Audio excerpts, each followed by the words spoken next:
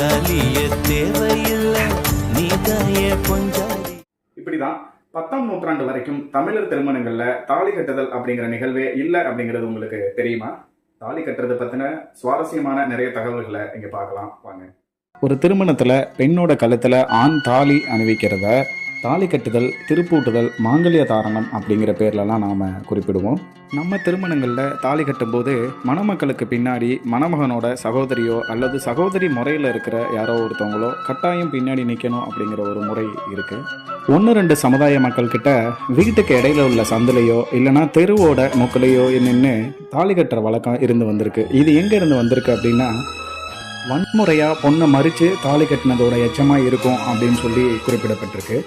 ஒரு நூற்றாண்டுக்கு முன்னாடி மணமகன் திருமண நிகழ்ச்சிக்கு வர முடியாத சூழ்நிலை இருக்கும் பொழுது மணமகனை அடையாளப்படுத்துகிற ஏதோ ஒரு பொருளை பக்கத்தில் வச்சு மணமகனோட சகோதரி தாலி கட்டும் வழக்கம் இருந்திருக்கு. மதுரை மாவட்டம் மேலூர் வட்டத்தில் இருக்கக்கூடிய ஒரு சமுதாயத்தில் மணமகனுக்கு பதிலாக அவனுடைய வளைதடி, அதாவது வளரியை கொண்டு போய் மணமகனோட சகோதரி மணமகளுக்கு தாலி கட்டுற வழக்கம் இருந்து வந்திருக்கு. சங்க இலக்கியங்களை அடிப்படையாக வச்சு பார்க்கும்போது சங்க காலத்தில் தாலி கட்டுற வழக்கம் இல்லை அப்படின்னும் 10ஆம் நூற்றாண்டுக்கு பின்னாடி தான் தாலி கட்டுற வழக்கம் திருமணங்களில் வந்திருக்கு அப்படிங்கிற ஒரு குறிப்பும் நமக்கு கிடைக்கிது.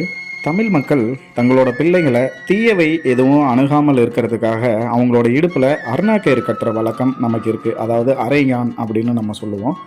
அதில் 5 வகையான பொருட்களை சேர்த்து கட்டுறதுனால அதற்கு ஐம்படை தாலி அப்படின்னு ஒரு பேரும் இருந்திருக்கு. சங்க இலக்கியங்களான அகநானூறு, புறநானூறு ரெண்டுலையுமே வீரத்தோட அடையாளமாக புலிப்பல்ல தாலியாக ஆண்கள் அணிஞ்சிருந்த செய்தி நமக்கு கிடைக்குது. இப்போ நம்ம மக்கள் பயன்படுத்திட்டு இருக்க தாலிகளில் ஒரு சில முக்கியமானது சிறுதாலி, பெருந்தாலி, மஞ்சாரத்தாலி, மண்டைத்தாலி, நாணல் தாலி, பார்ப்பாரத்தாலி, பொட்டுத்தாலி இதெல்லாம் முக்கியமான பங்கு வகிக்குது. இன்னமும் சில சமூகத்தில் தாலிக்கு பதிலாக காரைக்கயிறு, அதாவது கருப்பு கயிறு அணிகிற பழக்கமும் கருகமணி தாலி அணிகிற பழக்கமும் இருந்துகிட்ருக்கு.